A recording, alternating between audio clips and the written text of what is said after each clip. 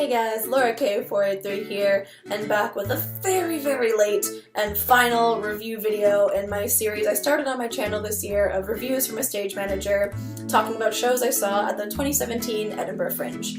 So it's September 6th and I'm recording this. I've clearly been back home from the Fringe for a while. The festival ended on the 28th. I meant to record this like right around the end of the festival, because obviously if you want to see these shows, now you can't, they're gone. And I was debating not doing the video because it's so late, but then I was like, this is not only just for people that might have been watching looking for Fringe shows to see, in fact that's a very minimal reason why I'm doing it.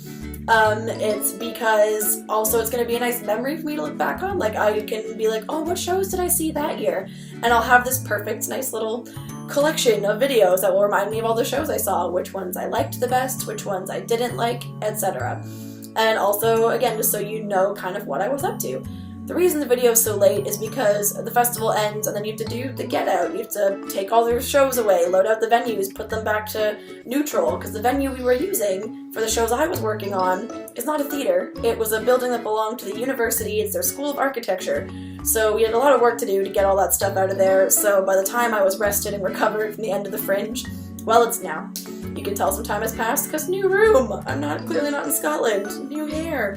Looking at, like, I've embraced a bit more of a gothic look rather than a unicorn look now. Back to what we're here for. Let's focus, Laura. Get this final video over with. So the last three shows I saw at the Fringe Festival this year were the MMORPG show called No Rolls Barred, a play called Medea on Media, and then a children's show called The Complete History of Europe.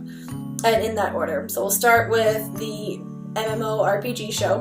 Again, No Rolls Barred. The guy who was hosting the show, his name is Paul Flannery. He was absolutely hilarious, and basically it's where, whether you are into tabletop role-playing games, you're a seasoned D&D player or LARPer, or whether you've never done anything like that before and you're looking for something completely different at the Fringe, you go watch his show every evening, and he would pick 3 random volunteers in the audience, bring them up on stage, and with a combination of their ideas and audience suggestions, they would on the spot create a character, and he would be their dungeon master and walk them through a completely unprepared, improvised, 1-hour-long D&D campaign. It was absolutely hysterical. To help make it a bit more funny, a bit more of a wild card, and to prevent people like me who played D&D from going up there and just bringing a fully fleshed character to the stage, you weren't allowed to do any of the traditional races or characters or roles. Like you couldn't be an elf, a dragonborn, a human, a halfling, like none of that. You had to be the weirdest things possible. So the people that were in our party, for example, because obviously I went up there, I was one of the people from the audience, I volunteered to try this, I was like, I can't not. We had a golem made entirely out of wands, whose name was Mr. Sparky Boom Boom. I was a griffin with wings made out of croissants named Gary, which of course the cast of my show found hysterical because that was one giant in-joke based on our show. And then the other person was a slug who thinks he's a snail, or vice versa, one of the two, whose name was Why Not, Y''not, one word. It was just absolutely ridiculous. Already you can tell it's ridiculous. He let me keep my character sheet, and I almost want to tell you the whole story of our adventure in this video, but that would take up the entire video. Needless to say, it was the most I've laughed at the Fringe. Paul Flannery himself was absolutely so charismatic and enthusiastic and absolutely great Dungeon Master, perfect balance of like when to nudge us along and make things happen in the story, when to let us just figure it out. And it was freaking hilarious. Like when I walked up there, I was like heart racing, hands shaking, could barely write on my character sheet. I was like, oh, I'm so nervous. But the cast of my show was like, you play D&D, you have to try this. And I absolutely had a blast. And it was a free show. You just give money at the end, like based on what you wanted to give. And I gave a full like £10 note. I was like, that's amazing. You're great. Most fun I've had this whole festival.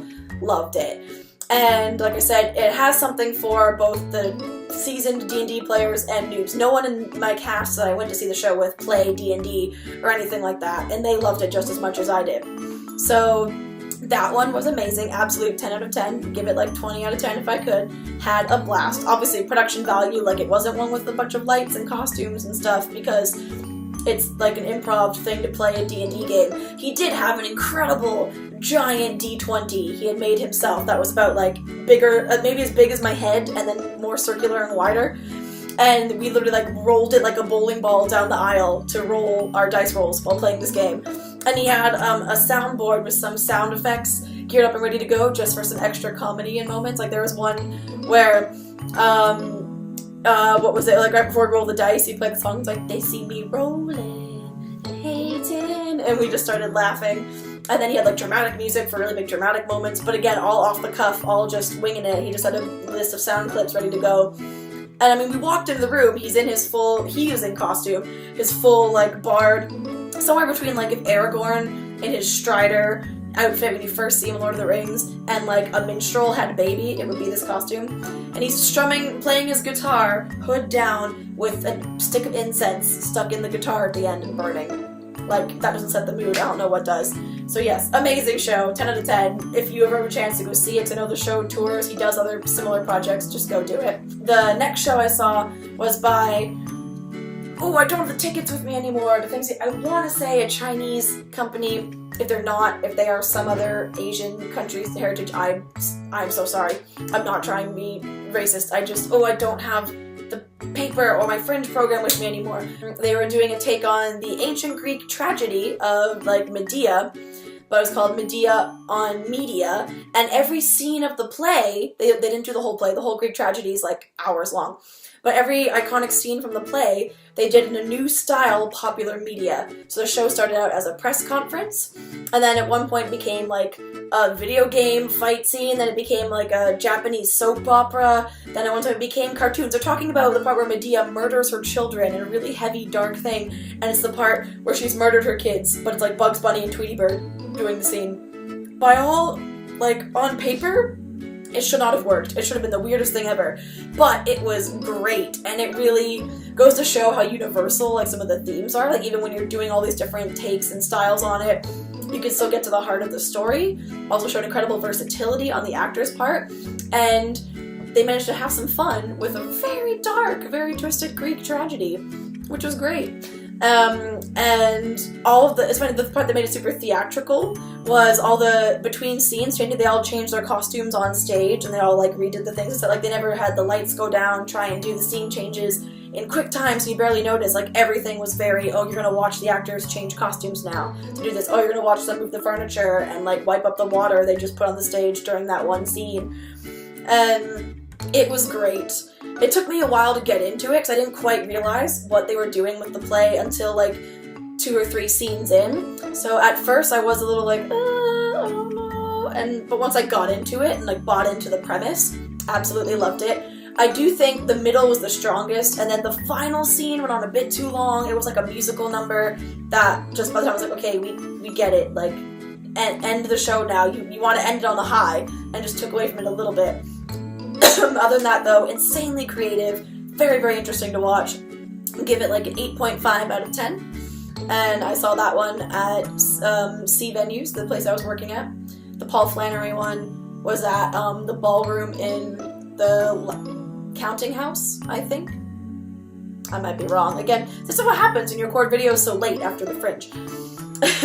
And then the final show I saw was one that comes on immediately after my first show in the morning in the theater I worked at. I'd wanted to see it for a while because I am a history nerd and I have the sense of humor of a child. So I was like, this will be perfect. It was The Complete History of Europe. I'll try and look up the 2 guys who did it, the company names, and I'll probably put them as annotations in the video or like in the caption below because I feel really bad not being able to give them credit. But it was, if any of you have seen Potted Potter, the theater play, it was basically that but with history instead of Harry Potter. It was 2 guys who we're gonna try and boil down the entire history of Europe in 1 hour. The show is tailored to kids, so a lot of very like slapsticky humor, a lot of very like simple gags, but that worked really well. But then they also had the really clever jokes thrown in there for the adults, for the parents going with them, and there was a lot of universal humor in there. All the all the information was 100% legit, and like most of it I knew being a history buff, but even I learned a few things, and every so often I'd be like, oh, I didn't actually know that, like that detail about that conflict or about this person. Oh, that's really cool. So I always love when I go to see a show thinking it's not going to teach me anything or surprise me, and then it does. The energy of the 2 performers was incredible. Like, they just brought it. Like, by the end, they were like covered in sweat, faces were red, but you could see why. They were absolutely working hard, but not in a bad way, like just putting all 110% into the performance, and lots of running around and quick like prop costume changes and like physical humor gags and stuff, and it was great. I got distracted. How it's like Potted Potter. Two guys trying to put all of European history into an hour, and it starts, the one guy comes out and be like, here's this giant tome of European history, and it's the biggest book I've ever seen in my life. This giant tome, we both read through the entire thing, we're experts, we're now going to boil it down for you. And then the other guy clearly hasn't read it. So while the one performer keeps trying to keep real information being put out and factual, like this is what happened, and go through the timeline, this other guy just keeps trying to like throw things off the rails and be a distraction. He keeps messing with the show, keeps trying to put his own version of events, what happened in there, and guess and stuff. But it was hilarious. Potted Potter's the same way, tries to do all 7 Harry Potter books in one show, but one guy hasn't read the Harry Potter books. So that's why it reminded me of that.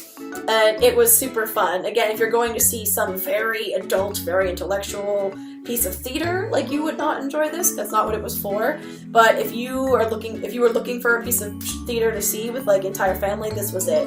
It was great. I very much enjoyed myself. I would give it, I almost wanted to give it like a 9 out of 10, but I feel bad ranking it higher than the Medea on Medea, because that was a much more unique and innovative and thought-provoking piece.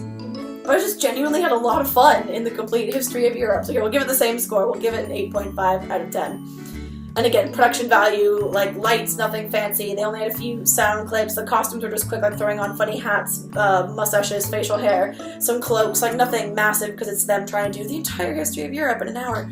But it worked really well. Everything was perfectly suited for the show, that more minimalist approach.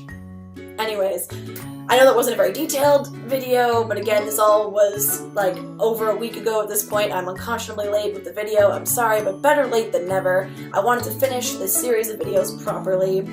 To any of you guys who watched from the beginning, thanks so much for watching, and hopefully next time I'm back at the Fringe, I can do the same thing on my YouTube. Yeah, if you guys are also theater fans, have any other shows in general think I should see, I can try and make my way to while I'm either in the UK or Canada, the countries I hop between, then post in the comments below. If you saw any of the shows I got to see you at the Fringe, I'd love to know what you thought about them. But yeah, thanks for watching, guys. Hope you enjoyed this series of videos, and I will see you doing same thing next year, maybe 2 years from now, whenever I go back to the Fringe, who knows. And as always, I will see you in the next video. Who knows what that will be? Gaming, life, vlog, travel, who knows? This channel's random. Anything can happen. Thanks, guys. Bye!